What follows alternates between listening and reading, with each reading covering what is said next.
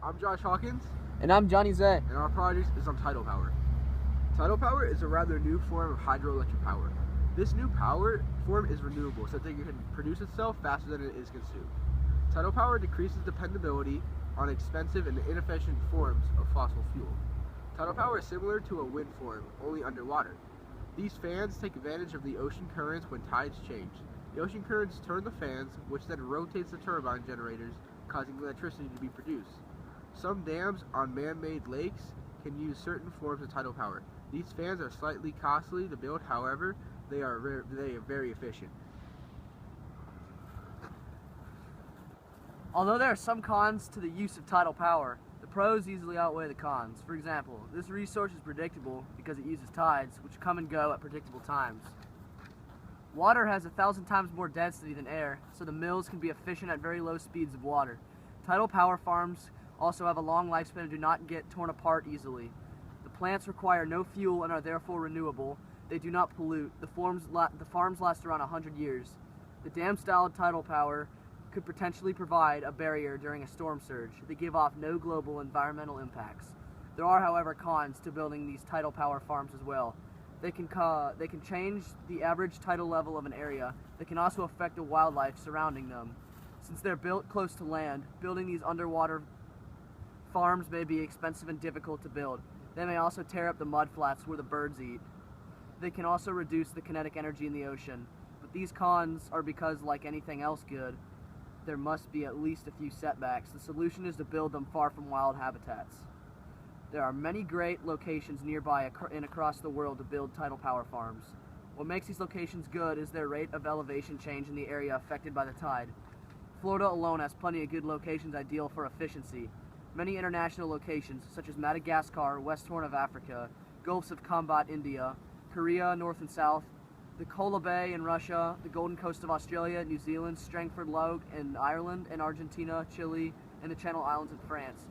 There are also many ideal locations, such as parts of Maine, Oregon, Alaska, Northern Cali, and Florida. Many of Florida's ideal locations include the Grand Lagoon Inlet, Jupiter Inlet, Boynton Beach Inlet, and Singer Island Pass. These locations all have strong currents at predictable times in the day. There are even locations already being used around the world. Canada, China, Russia, South Korea, and the United Kingdom all have one or more tidal power stations. I actually have a map to show you, or multiple maps. The red represents proposed locations, while the blue represents locations where tidal power is being used. As you can see, there are plenty of locations. Here's India and here's Korea where it's being used. And here's the West Horn of Africa where it could be used. All along Oregon State, Northern California, all parts of Alaska, and parts of the Gulf and Atlantic sides of Florida all have good locations. The Golden Coast of Australia also has good locations for tidal power use. And we are chosen for our business location to be in Orlando, Florida, because many of our locations for proposed tidal power are in Florida, so if any maintenance is required, we're very close by. Tidal power is truly an amazing source of power. Tidal power uses the sun and the moon's gravitational powers to convert this unusable power. This is one of the dozen interesting facts about this renewable source of energy. Tidal energy is a newer resource in its modern forms. However, the older ways, it is one of the most older energy forms on the planet. Tide mills in use on the Spanish, French, and British coast date back to 787 AD. There are two forms of tidal power use. The first one takes advantage of the horizontal movement of the water, while the other takes advantage of the rise and fall of the tides. The biggest tidal power station in operation on the Lorentz River in France, which produces 240 megawatts annually. Tidal energy is efficient and clean because it does not require any fuel to be operated on.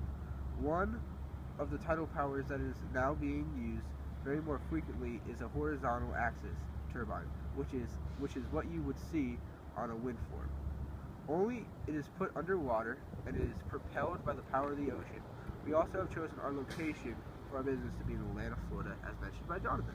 And here's our prototype. It is a horizontal axis shaft. It's basically what you'd see on a wind farm, except they put these underwater.